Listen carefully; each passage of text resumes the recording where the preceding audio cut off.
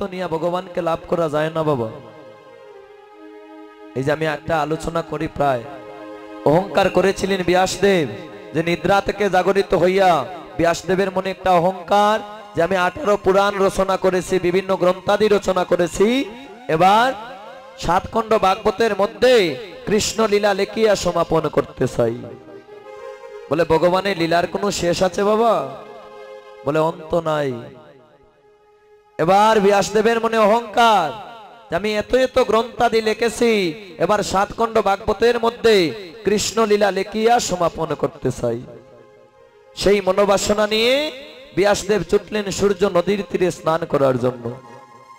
যখনই সূর্য নদীর তীরে স্নান করতে গেলেন, সূর্য নদীর তীর থেকে দাঁড়িয়ে লক্ষ্য করলেন ছোট্ট একটা চড়ুই পাখি নদীর জলে ঝাঁপ দেয় আর গাছের আগায় গিয়ে উঠে। নদীর জলে ঝাঁপ দেয় আর গাছের আগায় গিয়ে উঠে। ব্যাসদেব সেই লীলা দর্শন করে বলে, ও চড়ুই, নদীর জলে ঝাঁপ দেও আর গাছের আগায় কেন ওঠো? চড়ুই পাখি কথা বলতে জানে মা? বলে চড়ুই তো কথা বলতে জানে না। এবার চড়ুই পাখি কথা বলছে, বলে প্রভু, আমি কেন নদীর জলে ঝাঁপ দেই আর গাছের আগায় কেন উঠি জানো? এই সূর্য নদীর জল আমি শুকাতে চাই। বলে, ও চড়ুই, তুমি সেই সূর্য নদীর জল কেমন করে শুকাবে? যে আমার তোর দিয়ে জল নিয়ে গাছের আগায় জল রাখিয়া এমন করে করে আমি সূর্য নদীর জল শুকাতে চাই। এটা বিশ্বাসযোগ্য কথা মা? বলে না। ব্যাসদেব মৃদু মৃদু হেসে বলে, চড়ুই পাখি, তোর দিয়া জল নিয়া গাছের আগায় জল রাখিয়া এমন করে করে তুমি সূর্য নদীর জল শুকাতে চাও? লক্ষ লক্ষ কোটি কোটি বার যদি চড়ুই পাখি রূপে জন্ম নাও, এই সূর্য নদীর জল তুমি এমন ভাবে শুকাতে পারবে না। চড়ুই পাখি বলে, প্রভু, আমি যদি ছোট্ট চড়ুই পাখি হয়ে তোর দিয়া জল নিয়া সেই জল গাছের আগায় রাখিয়া নদীর জল শুকাতে না পারি, তাহলে তুমি কেমন করে ভাবলে নিদ্রা থেকে জাগরিত হইয়া যে 7 খণ্ড ভাগবতের মধ্যে তুমি কৃষ্ণ লীলা সমাপন করতে পারবে লেখিয়া? তুমি যদি কৃষ্ণ লীলা সমাপন করতে পারো, আমি ছোট্ট চড়ুই পাখি হয়ে এই নদীর জল শুকাতে পারবো। বলে চড়ুই পাখিটা কে বাবা? বলে ব্যাসদেবের গুরুদেব নারদ মুনি। যখনই দেখলেন শিষ্যের মনে অহংকার চলে এসেছে, চড়ুই পাখি রূপ ধারণ করিয়া চলে গেলেন সূর্য নদীর তটে। বলে গুরু কাকে বলে? গুরু শিষ্য একই আত্মা হইবে যখন, ব্রজের নিগুড় তত্ত্ব জানিবে তখন। গয় রসইকারে গু শব্দের অর্থ হচ্ছে ত্রিমির অন্ধকার।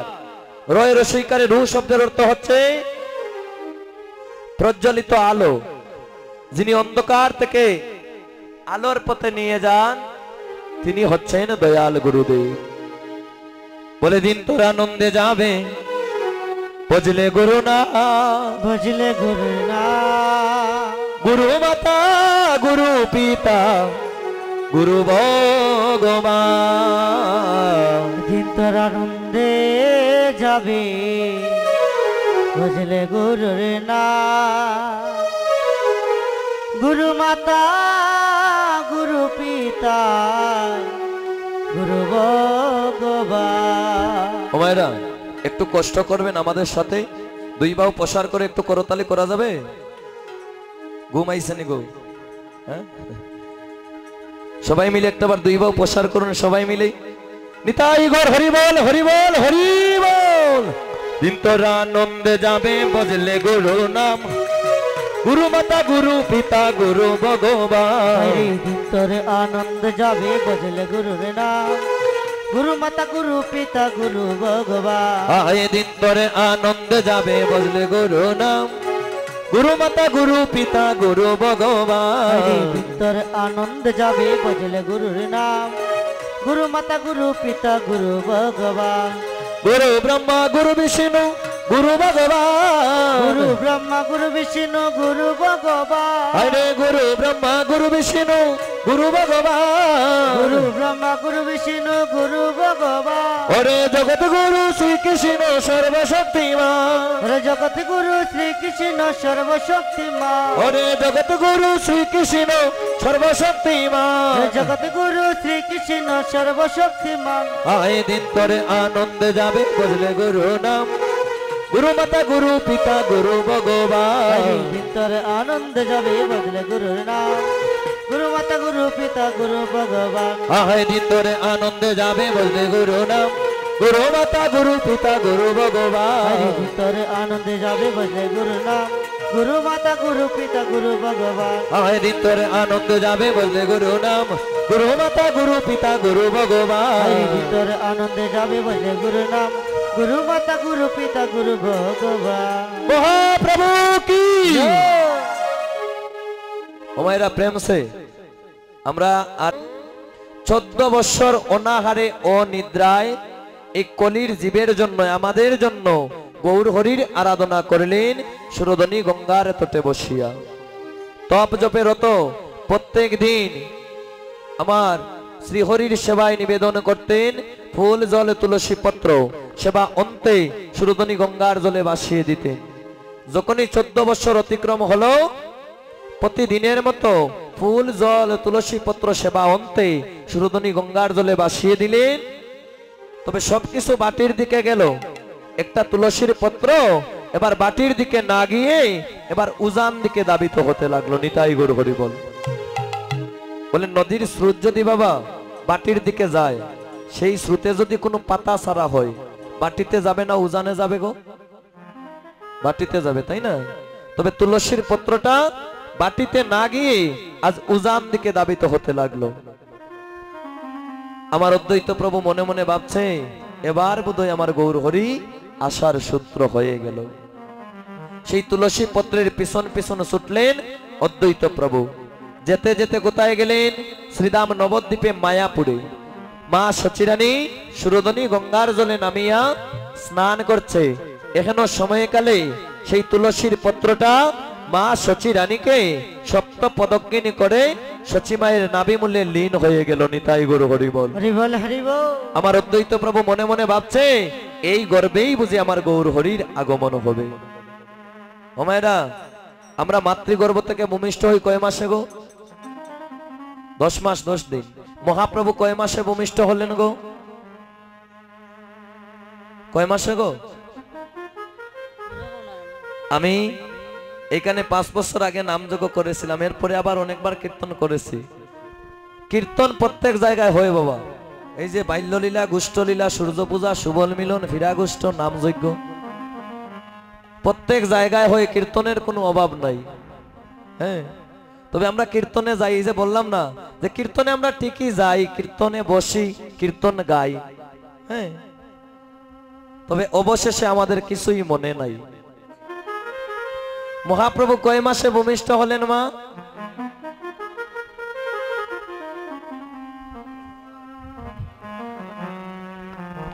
এই যে আমার দাদারা বলে দিচ্ছেন হরি বল, লক্ষ্য করবেন মায়েরা।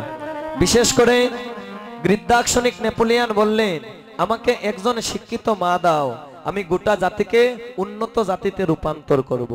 আর আমাদের সনাতন ধর্ম বলছে, আমাকে একজন ভক্তিমতী মা দাও, আমি গোটা জাতিকে ভক্ততে রূপান্তর করব। নিতাই গৌর হরি বল। হরিবল হরিবল। বলে চাবিকাঠি হচ্ছে মায়েদের কাছে গো। মা যদি ভালো হয় সন্তান ভালো হবে। মায়ের জন্য প্রহ্লাদ মহারাজ কৃষ্ণ ভক্ত হয়েছিল, যার এলাকায় হরিনাম করা নিষেধ, কৃষ্ণ নাম করা নিষেধ। যে হরিনাম করবে তাকে মৃত্যুদণ্ড প্রদান করা হবে। সেই হিরণ্যকশিপুর সন্তান প্রহ্লাদ কৃষ্ণ ভক্ত হলো কেমন করে? বলে মায়ের জন্য। মাতৃগর্ভে সন্তান ছিল 7ম মাস 8ম দিবস। মা মনোযোগ সহকারে নারদ মুনির বদনে হরে কৃষ্ণ নাম শ্রবণ করেছিলেন। বলে এই নাম কেবলমাত্র ক্রয়াদু শ্রবণ করে নাই, গর্ভজাতক সন্তান সেই নাম শ্রবণ করেছিল। বলে মাকে সন্তান, কোন মা গর্ভে সন্তান ধারণ করিয়া 7ম মাস 8ম দিবস মায়ের চরিত্র যেমন হবে সন্তানের চরিত্র ঠিক তেমন হবে। মা যা আহার করবে সন্তান তা সেবা করবে। মা যদি সারা দিনে রাতে টিভির সিরিয়ালে বসে থাকে গো, সন্তান কি আর কৃষ্ণ ভক্ত হবে?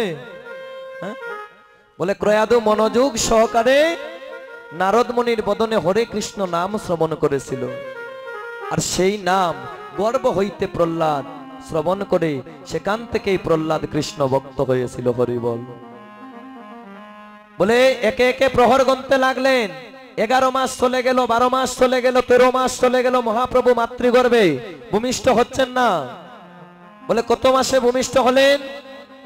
আমরা মানব জাতি 10 মাস 10 দিনে ভূমিষ্ঠ হই, তবে ভগবানের লীলা হচ্ছে ভিন্ন। তিনি তো ভগবান। বলে 13 মাস 13 দিন আকাশে পূর্ণিমার চাঁদ, রাহু এসে চাঁদকে গ্রাস করলো, হয়ে গেল পূর্ণ গ্রাস চন্দ্র গ্রহণ। গ্রহণের দিনে নদিয়া, নবদ্বীপ, শান্তিপুর, মায়াপুর সব জায়গায় ভক্তরা হরিনাম কীর্তন করছে। মহাপ্রভু মনে মনে ভাবছে আর বিলম্ব করা যাবে না, এবার আমার কলির জীব আমাকে ডাকছে, এই দরাদামে আমাকে ভূমিষ্ঠ হতে হবে। ইচ্ছা স্বাধীন ভূমিষ্ঠ। আসলো ফাল্গুন মাস, আকাশে পূর্ণিমার চাঁদ, রাহু এসে চাঁদকে গ্রাস করলো, হয়ে গেল পূর্ণ গ্রাস চন্দ্র গ্রহণ। বার ছিল শনিবার, অনুমানিক সন্ধ্যা 7 ঘটিকার সময় আমার মহাপ্রভু এই দরাদামে ভূমিষ্ঠ হলেন। বলে কয় মাসে মা? 13 মাস 13 দিন, বার শনিবার, মাস ছিল ফাল্গুন মাস, অনুমানিক সন্ধ্যা 7 ঘটিকার সময় আমার কলির পতিত পাবন গৌর হরি এই দরাদামে ভূমিষ্ঠ হলেন। মনে থাকবে? অন্য কেউ যদি নামযোগ্য কীর্তন করে আপনারা বলতে পারবেন নিতাই গৌর হরি বল। আর শুধু বলা নয়, এটা জানার বিষয়। রাধে রাধে। দাস বৃন্দাবনে কই আর নাই সমনের বয়ে, গৌরাইলা নদিয়ার মা। বলে ফাল্গুন পূর্ণিমা তিথি নক্ষত্র ফাল্গুনি, হরে ফাল্গুন পূর্ণিমা তিথি নক্ষত্র ফাল্গুনি, ফাল্গুন পূর্ণিমা তিথি নক্ষত্র ফাল্গুনি, হরে ফাল্গুন পূর্ণিমা তিথি নক্ষত্র ফাল্গুনি। হেন কালে জন্ম নীলা গৌরা গুণমণি, হরে হেন কালে জন্ম নীলা গৌরা গুণমণি, ওরে হেন কালে জন্ম নীলা গৌরা গুণমণি, হরে হেন কালে জন্ম নীলা গৌরা গুণমণি, ওরে আইলা গুণমণি, আইলা গুণমণি, হরে আইলা গুণমণি, আইলা গুণমণি, ওরে আইলা গুণমণি, আইলা গুণমণি, আইলা গুণমণি, আইলা গুণমণি, ওরে হেন কালে জন্ম নীলা গৌরা গুণমণি, হেন কালে জন্ম নীলা গৌরা গুণমণি, ওরে জয় জয় কলরব নদিয়া নগরে,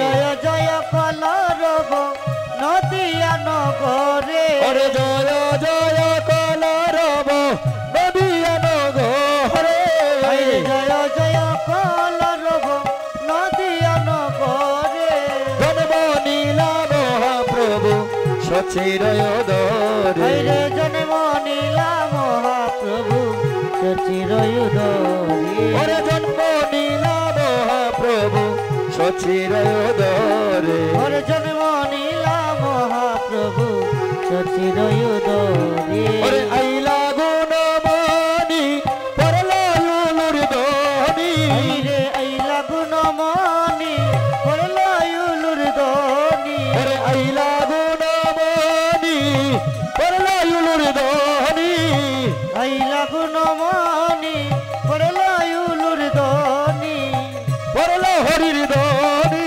পড়লা হরির ধ্বনি, ওরে পরলা উলুর ধ্বনি, পড়লা উলুর ধ্বনি, ওরে পরলা হরির ধ্বনি, পড়লা হরির ধ্বনি, পরলা উলুর ধ্বনি, পড়লা উলুর ধ্বনি, ওরে আইলা গুণমণি পরলা হরির ধ্বনি, আইলা গুণমণি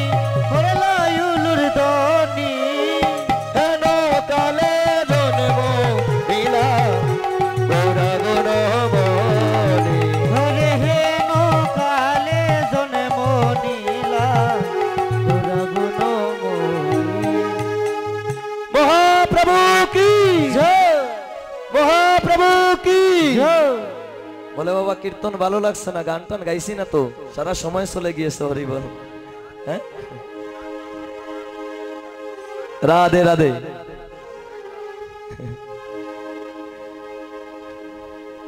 আমাকে যে দাদা কিছু টাকা আমাকে দিলেন, এই যে ভালোবাসার স্বরূপ অনুপ্রেরণা, আমি বললাম না, আমি যখন প্রথমবার তৃতীয় আসর কীর্তন এখানে করি, আমি যখন কীর্তনে দাঁড়াই, এত অনুপ্রেরণা এত ভালোবাসা আমি ওনাদের কাছ থেকে পেয়েছি, আমি জন্ম জন্মান্তরে ওনাদের কাছে ঋণী হয়ে রইলাম। নিতাই গৌর হরি বল। আপনাদের ঋণ কবু আমি শোধ করতে পারবো না। এই যে অনুপ্রেরণার কারণে, আপনাদের অনুপ্রেরণায় আমি আপনাদের সন্তান, আপনাদের ভাই, আপনাদের অনুপ্রেরণা পেয়ে আমি সিলেট বিভাগের বিভিন্ন জায়গায় কীর্তন করছি। একমাত্র আপনাদের অনুপ্রেরণা, আমার ভগবানের কৃপা, মা বাবার আশীর্বাদ। নিতাই গৌর হরি বল। একমাত্র আপনাদের অনুপ্রেরণার কারণে আমি এইটা বলতে পারি, আমি রাজনগর থানার মানুষের কাছ থেকে আমি যে এলাকার সন্তান হয়ে যে ভালোবাসা পেয়েছি, আর কোনো কীর্তনিয়া বোধহয় এই ভালোবাসা এলাকা থেকে পায় নাই। নিতাই গৌর হরি বল। যথেষ্ট ভালোবাসা, স্নেহ, অনুপ্রেরণা আমি পেয়েছি আমার এলাকা থেকে, যাই আমি কোনোদিন জন্ম জন্মান্তরে এই ঋণ আমি শোধ করতে পারবো না। নিতাই গৌর হরি বল। তো মহাপ্রভু এসেছেন, আমাদের বিশ্বাস আছে গো। হ্যাঁ, বেশি ঠান্ডা লাগেনি গো। হ্যাঁ, হরি বল হরি বল। মহাপ্রভু এসেছেন, আমাদের বিশ্বাস আছে। হ্যাঁ, যাদের বিশ্বাস নাই একবার হাত তুলেন তো। তো বাক্কা আসেন, বিশ্বাস নাই। হ্যাঁ, বলে বাবা, এই যে বললাম না, কীর্তনের প্রতি যদি লক্ষ্য না থাকে এমনটাই হবে। হরি বল। হ্যাঁ, বলে যাদের বিশ্বাস আছে একবার দুই বাহু প্রসার করেন তো, সবাই মিলে দুই বাহু প্রসার করবেন, সবাই মিলে করতালির মাধ্যমে আমাদের সাথে গাইবেন। জীবের বয়ে নাই আদার গেল, পূর্ণচন্দ্র গৌর হরি নদী আইলো। জীবের বয়ে নাই আদার গেল, পূর্ণচন্দ্র গৌর হরি নদী আইলো। জীবের বয়ে নাই আদার গেল, পূর্ণচন্দ্র গৌর হরি নদী আইলো। জীবের বয়ে নাই আদার গেল, পূর্ণচন্দ্র গৌর হরি নদী আইলো। ওরে গৌরী নিতাইর আগমনে নইদে বৃন্দাবন হলো, গৌর নিতাইর আগমনে নইদে বৃন্দাবন হলো। ওরে গৌরী নিতাইর আগমনে নইদে বৃন্দাবন হলো। গৌর নিতাইর আগমনে নইদে বৃন্দাবন হলো। জীবের বয়ে নাই আদার গেল, পূর্ণচন্দ্র গৌর হরি নদী আইলো।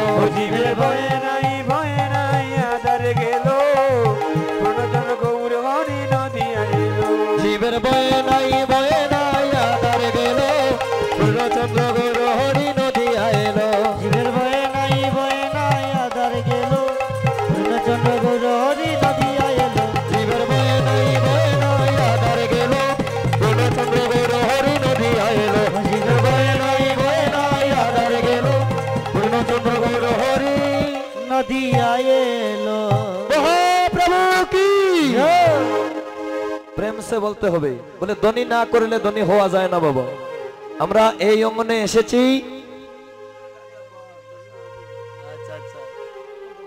আমরা এখানে এসেছি ধ্বনি হওয়ার জন্য। এখানে আসলে ধ্বনি হওয়া যায়, তবে কোন ধনের ধ্বনি? বলে টাকা পয়সার ধ্বনি নয়। এই অঙ্গনে আসলে ধ্বনি হওয়া যায় যে ধনের ধ্বনি হয়েছিলেন আমার বিষ্ণু প্রিয়া, বলে গৌর ধনের ধ্বনি। তবে ধ্বনি না করলে ধ্বনি হওয়া যাবে না। এখানে এসেছি আমরা কেন মা? আনন্দ প্রদান করার জন্য। কাকে? গৌর হরিকে। গৌর হরি যদি আনন্দ পায় আমাদেরকে কৃপা বর্ষণ করবে। দিতে এসেছে আনন্দ আর নিয়ে যাব কৃপা। হরি বল। সবাই উচ্চস্বরে বলবেন মহাপ্রভু কি জয়, মহাপ্রভু কি জয়, হরিনাম সংকীর্তন কি জয়, গৌর ভক্ত বৃন্দ কি জয়। এবার মহাপ্রভুর আগমন দেখে শ্রীহট্টবাসী মায়েরা একটা গান গাইলেন। আপনারা গাইবেন না? আমি গাইতাম। হ্যাঁ, একটু সাপিয়া বসেন মায়েরা, একটু সাপিয়া বসেন, একটু সাপিয়া বসেন।